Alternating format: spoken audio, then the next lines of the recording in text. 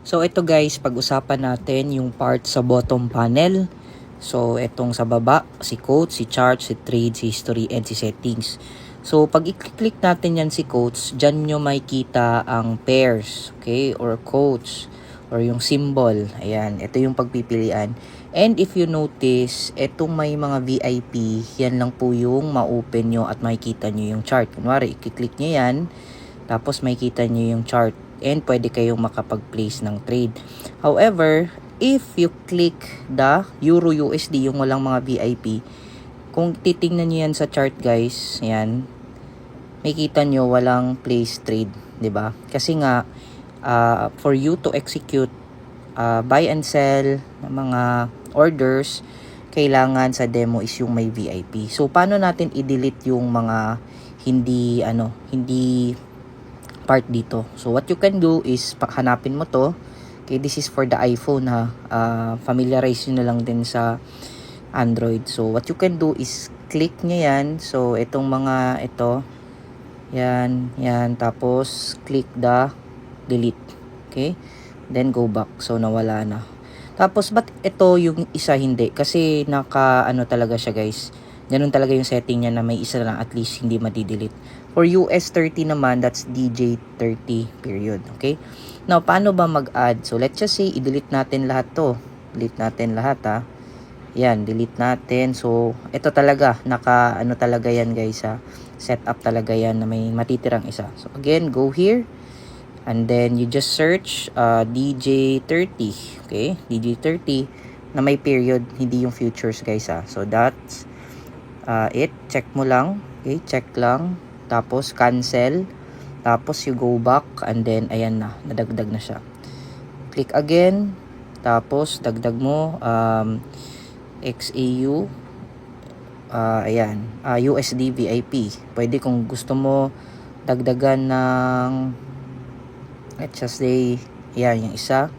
Automatic na yan. You just go back. And then, ayan, dagdag na. Okay? So, klarong-klaro. Now, we go to chart. Okay? So, sa chart, dito guys, again, walang taste trade kasi nga iba yung symbol. So, kailangan, let's just say, for XAU, palitan natin. Dito lang ako nag-click guys. So, ayan. Drop down. Click mo lang yan. Tapos, ayan. Okay? So, makikita mo na. Dito ka mag-monitor sa market. Okay? Now, dito din sa trade, let's just say, nag-place ka ng sell. Okay? Place tayo ng sell. Ayan. Okay? Now, ang mangyayari dyan guys is makikita mo dito ngayon sa trade yan. Okay? So, this is your floating trade. Okay? For you to manually close this, dito ka sa trade, what you can do, ayan, pag nag-positive na, pwede mong i-long press and then close position. Okay? Tapos, close mo. Pero minsan kasi, napaka-ano niyan. So, what you can do is, pwede mo na lang i-slide, tapos, yan. Or, pwede mong gawin, let's just say, nag-sell ka dyan again. Okay? Now, ayan na. Okay?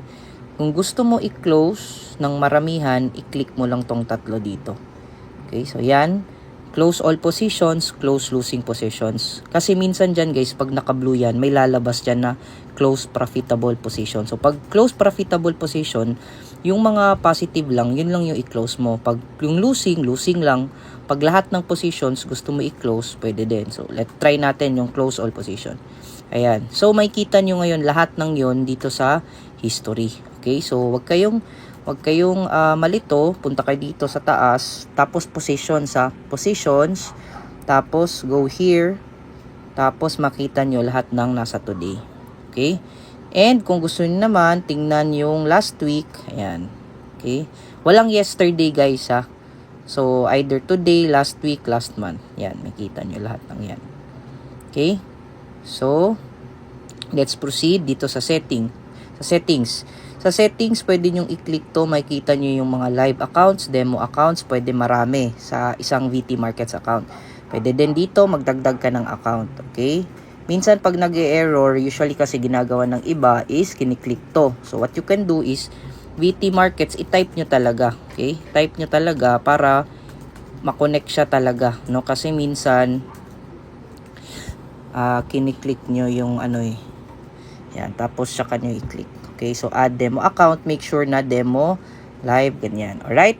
Now next, dito din sa baba, may kita nyo yung charts. Okay? Dito yung sa countdown to bar close, ayan, mga kung ano, line bar ba, line chart ba, or candlestick ba yung gusto nyo, no? Kung line chart yan, makikita nyo mag-iiba yung ano. So, naka-line lang siya. Balik tayo dito sa settings.